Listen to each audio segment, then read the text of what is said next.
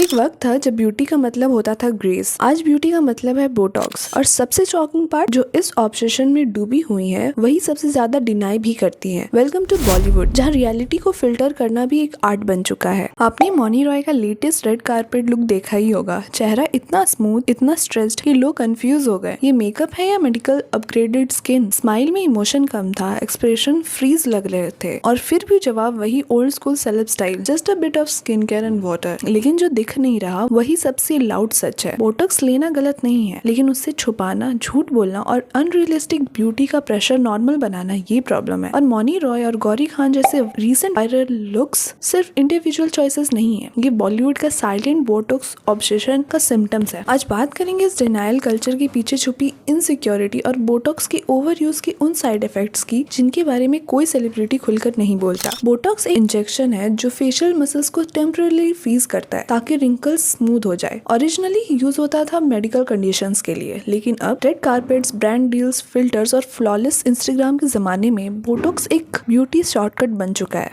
और बॉलीवुड, ये इंडस्ट्री अब नेचुरल ब्यूटी का मतलब ही भूल चुकी है। मौनी रॉय का बिफोर आफ्टर ट्रांसफॉर्मेशन किसी से छुपा नहीं है। टीवी इंडस्ट्री से लेकर रेड कारपेट तक का सफर इंस्पायरिंग था, लेकिन वजह सिर्फ टैलेंट नहीं थी। Lifted cheeks, Fuller lips, sharper jaw lines और फॉरहेड बिल्कुल क्रीज फ्री। स्माइल करते वक्त आंखें हिलती तक नहीं है, ये कोई नॉर्मल ग्लो नहीं है। और फिर भी स्टेटमेंट वही classic, I believe in skin care, yoga and drinking water. हाँ, इन सारी चीजों से इफेक्ट पड़ता है, बट इतना नहीं। मतलब बोटॉक्स लेना अलाउड है, पर एक्सेप्ट करना क्राइम बन गया है। अब बात करते हैं गौरी खान की। उनका रीसेंट इवेंट लुक वायरल हुआ, not because of fashion but because of her face. Expression frozen थे, स्किन अननेचुरली टाइट थी। लोग कंफ्यूज हो गए, क्या हो गया गौरी को? अगेन कोई ऑफिशियल कंफर्मेशन नहीं, बस साइलेंस। और जब साइलेंस इतना लाउड हो तो ऑडियंस को सिग्नल मिलता है, you are not allowed to age, especially if you are a woman. देखो, बोटॉक्स एक मेडिकल सोल्यूशन है, लेकिन इसका ओवर यूज डेंजरस है। एक्सप्रेशन डिसअपियर हो जाते हैं, चेहरा इमोशनलेस लगता है, स्पीच और स्माइल अननेचुरल बन जाते हैं, फेस इम्बैलेंस, मसल वीकनिंग, ये तो कॉमन है। लॉन्ग टर्म डिपेंडेंसी भी होती है, every 4 to 6 month repeat dose लेना पड़ता है। साइकोलॉजिकल इम्पैक्ट भी काफी ज्यादा है, मिरर एंजाइटी जैसी चीजें होने लगती है। और सबसे स्कैरी पार्ट, ये चेंजेस धीरे धीरे आते हैं और एक दिन तुम अपने असली चेहरे को पहचानना बंद कर देते हो। इंस्टाग्राम पे जब कोई सेलेब लिखता है नो मेकअप, नो फिल्टर, और सामने फ्लॉलेस बोटॉक्स फेस होता है, तो फॉलोअर्स क्या सोचते हैं? मैं क्यों ऐसी दिखती हूँ? मुझे क्या प्रॉब्लम है? यहीं से शुरू होती है टॉक्सिक कंपैरिजन। और जब सेलिब्रिटीज बोटॉक्स लेके भी झूठ बोलते हैं तो वो ब्यूटी इंस्पिरेशन नहीं, इनसिक्योरिटी ट्रिगर बन जाते हैं। और सबसे इंटरेस्टिंग बात, ये प्रेशर सिर्फ एक्ट्रेसेस पे ही होता है। शाहरुख खान, सलमान खान, आमिर 50+ के बाद भी लीड रोल्स कर रहे हैं, और हीरोइंस होती है 25 साल की।